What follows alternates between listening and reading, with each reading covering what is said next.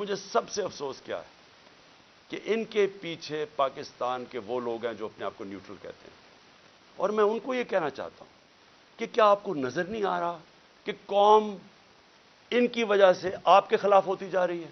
کیا نظر نہیں آ رہا؟ اور کیا یہ کوئی کنٹرول کر سکتا ہے؟ میرے ٹویٹر کے اوپر تقریباً 1 کروڑ کوئی 70 یا 80 لاکھ فالوور ہے. کیا میں ان کو کنٹرول کرتا ہوں؟ مجھے پتہ ہے وہ کون ہے. کیا کسی کو سوشل میڈیا کا پتہ ہے کہ کون کیا کرتا ہے؟ اگر پرو پی ٹی آئی بھی ہے اس کو، وہ آزاد لوگ ہیں، ان کو کنٹرول نہیں کر سکتا. اور باہر پاکستانی بیٹھا ہے، 1 کروڑ پاکستانی باہر ہے، کیا وہ کنٹرول میں ہے کسی کے؟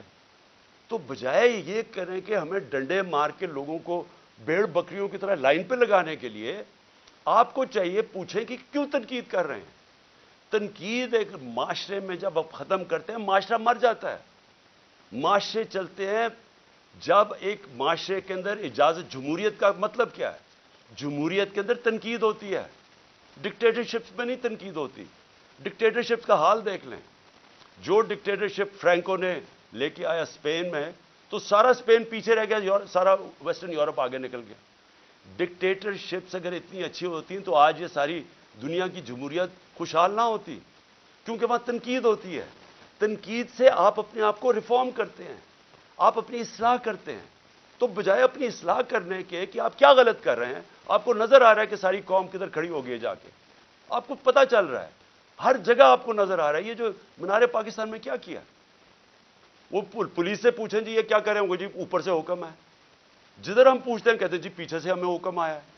تو حکم آیا کہ جناب جلسے کی ہم نے اجازت دی عدلیہ کے ذریعے، عدلیہ نے اجازت دی. 3 دن ملے وہ جلسے کی ساری پریپریشن کرنے کے لیے. کبھی پاکستان کی تاریخ میں مینار پاکستان کے جلسے پہ لاہور کو باہر سے بھی سیل کر دیا اور لاہور کو اندر سے بھی سیل کر دیا. یہ کبھی ہوا ہی نہیں ہے. جلسہ فیل کروانے کے لیے جو کوششیں کی گئیں، یہ تو اب اسی سے ہی آپ کو نظر آ جانا چاہیے کہ اگر آپ نے اتنا زور لگا کے جلسہ فیل کرنے کی کوشش کی تو وہ جو لاکھوں لوگ وہاں پہنچ گئے، وہ آپ کو کیا میسج دینے آئے تھے؟ وہ دینے یہ میسج آئے کہ جس راستے پہ آپ نکل گئے ہیں اپنی بھی تباہی کر رہے ہیں، ملک کی بھی تباہی کر رہے ہیں ساتھ. خدا کے واسطے آنکھیں کھولیں اپنی. یہ جس راستے پہ آپ نکل گئے ہیں یہ اس ملک کی تباہی ہے. اور اس لیے بجائے یہ ہمارے سوشل میڈیا کے بچوں کو اٹھانا، یہ ملک کی فیوچر ہے. بجائے یہ پولیٹیکل ورکر جو کہ یہ سارا اپنا ٹائم دیتے ہیں. مجھے یہ بتائیں، آپ نے سوچا ہے کہ یہ جو ورکرز کو اٹھا کے جیل میں ڈالتے ہیں، آپ نے کبھی سوچا ہے کہ ان کی فیملیز کا کیا بنتا ہے؟ یہ ڈیلی ورکرز ہیں، ان میں سے یہ نظریاتی لوگ ہیں، پیسے والے نہیں ہیں. یہ ایک جذبے کے جنون کے لیے نکلے ہوئے ہیں. آپ ان کو پکڑ کے 2 ہفتے 3 ہفتے بند کر دیتے ہیں. سوچا ان کے گھروں میں کیا ہو رہا ہے اور اس سے آپ اچیو کیا کر رہے ہیں. تو میں اس پہ وائنڈ اپ کرتا ہوں کہ یہ جو ہیومن رائٹس وائلیشن آپ کر رہے ہیں اور یہ جو سارا ملک کو ان چوروں کو بچانے کے لیے ساری پالیسیز بن رہی ہیں، یہ اس ملک میں نفرتیں پھیلا رہی ہیں. اور یہ ہو سکتا ہے کہ یہ ہم سب کے ہاتھ سے نکل جائے. ابھی تک تو ہم جلسہ کرتے ہیں، پرامن کر کے واپس آ جاتے ہیں. ہر جگہ عمران خان کہتا ہے کہ ہم نے قانون کے بیچ میں رہنا ہے. ہر جگہ میں کہتا ہوں کہ ہم نے کوئی تصادم نہیں کرنا. ہر جگہ اپنے لوگوں کو روکتا ہوں جو انہوں نے ظلم کیا لوگوں کے اوپر، جس طرح مارا، جس طرح ذلِ شاہ کا قتل کیا، جو غصہ تھا سارا یہاں. بار بار کہتا رہا کہ کنٹرول کرو. بار بار قرآن کی ان کو وہ بتاتا ہوں کہ اللہ کو جو سب سے زیادہ پسند ہے مشکل وقت پہ صبر کرنا. ان کو میں درس دیتا ہوں. لیکن میں آپ کو یقین دلاتا ہوں کہ اسی طرح آپ چلتے رہے، یہ آپ کے سب کے ہاتھ سے گیم نکلنے والی ہے. یہ ادھر تک پہنچ جائے گی، آپ کوئی بھی کنٹرول نہیں کر سکے. اور اس لیے میں آخری بات پہ آتا ہوں کہ دیکھیں آج پھر ہمیں خبر ہے کہ 8 پتہ نہیں 30-40 عورتیں زخمی ہوئی ہیں آٹے دینے کے اوپر، اور اب تک 8 عورتیں مر چکی ہیں یا لوگ مر چکے ہیں آٹے کے ڈسٹریبیوشن پہ. دیکھیں کوئی کسی کو سمجھ آ رہی ہے کہ ہم لوگوں کے حالات ہیں کیا؟ کرونا کے دوران جب لاک ڈاؤن ساری دنیا میں لگا اور نچلا طبقہ پس کیا، ہم نے تب 14,000 روپے ڈسٹریبیوٹ کیا. کبھی آپ نے اس طرح کا سین دیکھا تھا؟ کس طرح ہم نے ان کی عزت نفس اس کو بچایا. ہم نے خواتین کو بلایا سکولز کے اندر, پرامن طریقے سے وہ بیٹھی, وہاں بیٹھ کے ان کو باقاعدہ ان کے بینک اکاؤنٹس کھول کے ان کو چیکس دیے تاکہ ان ذلیل نہ ہوں. سڑکوں کے اوپر لائنیں, میل میل کی لائنیں نہ لگیں. یہ اس طرح آٹے کی بوری اٹھاتے نقصان نہ ہو, انجریز نہ ہو, زخمی نہ ہو. ہم نے اس لیے کوشش کی کہ ان کی عزت بھی محفوظ رہے اور ان کو جو ضرورت ہے پیسے کی وہ بھی مل جائے. پہلے تو اس سے نظر آتا ہے کہ ان کو سوائے پبلسٹی کے, یہ صرف اور صرف چیپ پبلسٹی کے لیے, اس سے زیادہ ان کو کوئی فکر نہیں ہے معاشرے کی. دوسری بات یہ کہ کیا ہم اندازہ لگا رہے ہیں کہ جس طرح کی 11 مہینے میں تباہی مچی ہے اس ملک کے اندر, یعنی جس طرح کی مہنگائی آئی ہے اس ملک میں, پاکستان کی تاریخ میں کبھی ایسی مہنگائی نہیں آئی. اور پھر ساتھ ساتھ بے روزگاری بڑھتی جا رہی ہے, انڈسٹری بند ہوتی جا رہی ہے.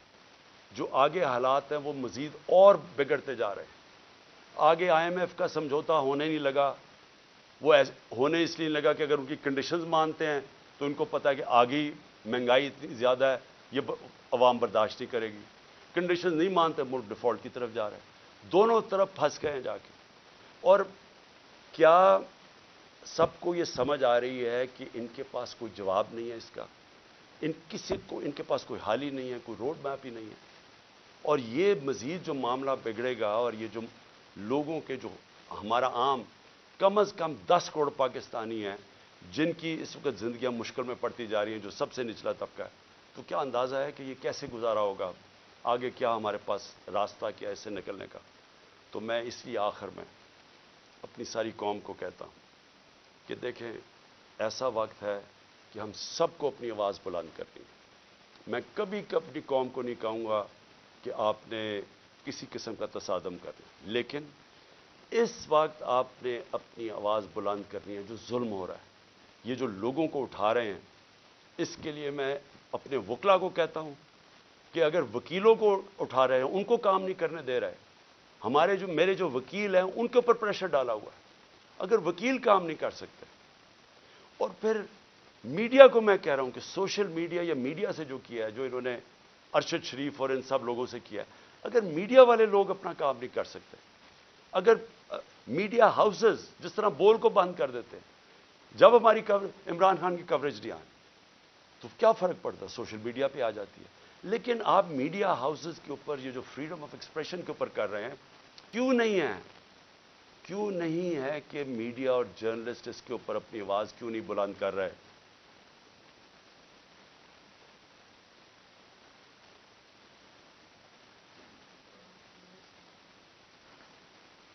اور کیوں نہیں کہ یہاں ٹاپ صحافی جو سمجھتے ہیں کہ اس ملک کی جمہوریت خطرے میں, کیونکہ اگر آزادی رائے ختم ہوگی, جمہوریت گئی, تو وہ کیوں نہیں آواز بلند کر رہے؟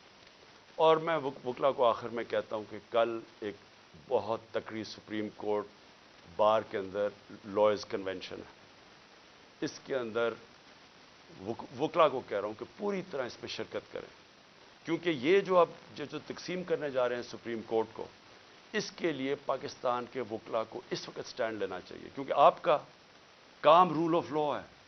رول آف لا کو امپلیمنٹ کرنا پاکستان کی لیگل کمیونٹی کا کام ہے. تو کبھی بھی ہمارا رول آف لا یا ہمارا جو انصاف کا نظام ہے, یہ کبھی بھی اتنا زیادہ خطرے میں نہیں جو آج ہے. تو میں سب وکلا کو بھی چاہتا ہوں کہ آپ متحد ہوں, اور یہ جو اگر بیرسٹر حسان سے کر سکتے ہیں, کسی سے بھی کر سکتے ہیں. اور اگر سوشل میڈیا کے لڑکوں کو اس طرح اٹھا رہے ہیں, وارنٹ کے بغیر نامعلوم لوگ آتے ہیں اٹھا کے لے جاتے ہیں, تو کدھر گئی پاکستان کی وکلا جرنلسٹ کمیونٹی؟ اور ہیومن رائٹس کو کیوں نہیں ہم, جو ہیومن رائٹس کے آج تک آواز بلند کرتے ہیں, کیوں نہیں ان کو یہ نظر آ رہا؟ اور جب تک کہ ہم اس سب ظلم کے خلاف اپنی آواز بلند نہیں کریں گے, یہ بڑھتے جائیں گے. اور میں آخر میں پھر اپنے نیوٹرلز کو کہنا چاہتا ہوں کہ ابھی بھی کورس کریکشن کرنے کا ضرورت ہے. ابھی بھی راستہ درست کر لیں, کیونکہ یہ جو راستہ آپ نے پکڑا ہوا نا کہ خوف پھیلانے کا اور ڈرانے کا, دھمکانے کا, یہ بیک فائر کر رہا ہے. اس سے کوئی نہیں ڈر رہا, بلکہ لوگوں کے اندر نفرتیں بڑھ رہی ہیں. اور یہ حل نہیں ہے, حل صرف ایک ہی ہے, صاف اور شفاف الیکشن.